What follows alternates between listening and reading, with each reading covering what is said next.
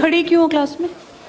Seat नहीं मिल रही, आगे आ जाओ, थर्ड लाइन में आ जाओ, थर्ड लाइन में बैठा लो बेटा इसको।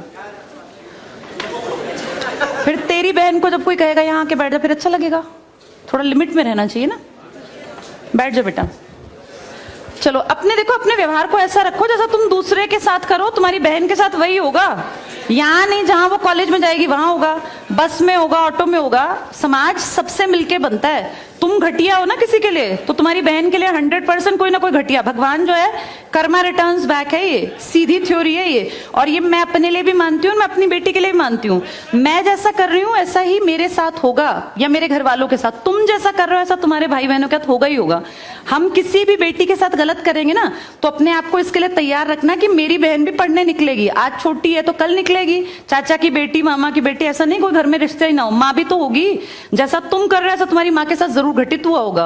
अब तुम कर रहे हो, बड़े अच्छे कई एड्स हैं, उसमें एक जवान लड़का ना सीटी बजा रहा होता है, तो उसकी माँ, देखा तुम लोगों ने वो, उसकी माँ कहती है बेटा मत कर। तुम्हारी उम्र का था वो लड़का, उसकी माँ लगा लो मेरी एज की मुझसे 2-4 साल बड़ी होगी, क्योंकि जो बच्चे 20 के हैं उनके माँ 40-45, उनकी माँ 45 साल तक की होती हैं। तो लगातार सीटियां बजा रहा है, उसकी माँ उसको कहती है बेटा मत कर, वो इरिटेट हो जाती है। तो फील करता है कि मेरी माँ ऐसा क्यों, मतलब क्यों चिढ़ रही है सीटी बजाने से, घर में बैठ के बजा रहा था सीटी। तो उसकी माँ को याद आता है कि जब मैं रोज बस स्टॉप पे जाती हूँ, 45 साल की अधेड़ उम्र की एक औरत, एक घटिया लड़का, मतलब ऐसे नहीं होते बिल्कुल ही घटिया जिनकी परवरिश हो, वो रोज उसको परेशान करता है, उस 45 साल की औरत को। तो उसको फिर फील होता है कि ये मेरा बेटा जो हरकत कर रहा है ये उस लड़के से मेल खाती है। बहुत अच्छा ऐड है, उसका एसेंस बहुत अच्छा निकल के आता है कि एक्सप्लॉयटेशन सिर्फ जवान लड़कियों का नहीं होता। आप गलत कर रहे हो ना, कोई आपकी माँ के साथ, आपकी बहन के साथ कहीं ना कहीं कोई गलत करेगा फिर। इसलिए समाज को अच्छा बनाओ, क्लास को ऐसा बनाओ, कोई लड़की वहां से अगर आ रही है और तुम कह रहे हो यहाँ आ जा, तो ये ठीक है, ये अपने आप सोच के देखो। ये हमारी परवरिश को भी दिखाता है कि हमारी परवरिश कैसी माँ ने की है। अपनी बेटियों को जितने हम संस्कार देते हैं ना, उससे ज्यादा बेटों को देने चाहिए, क्योंकि गलत करने वाले लड़के ही तो है ना, किसी के प्रति गलत कमेंट करने वाले। ये ठीक नहीं होता।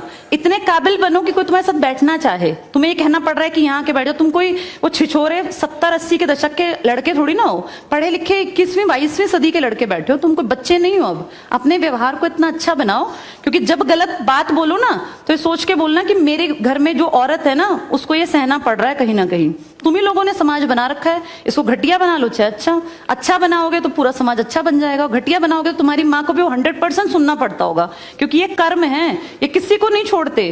तुम सबको 4 दीवारी में नहीं रख पाओगे, तुम्हारी माँ को भी कहीं ना कहीं बाहर निकलना पड़ता है, चाहे वो मार्केट सब्जी लेने जाती हो, गाँव में रहते हो तो गली में तो निकलती है ना, उसको भी सुनना पड़ता होगा, क्योंकि समाज बनाने वाले तुम ही लोग हो। तो ये ध्यान रखो सबको कि भाई किसी को हमारे किसी भी कमेंट से बुरा ना लगे, और इनको अलग मत समझो। जैसे तुम्हारी बहनें ऐसी ये हैं, पसंद आना कोई अलग बात होती है, पर व्यवहार अच्छा रखना चाहिए। तुम्हारी परवरिश अच्छी माने की है, कम से कम ये दिखा के चलना।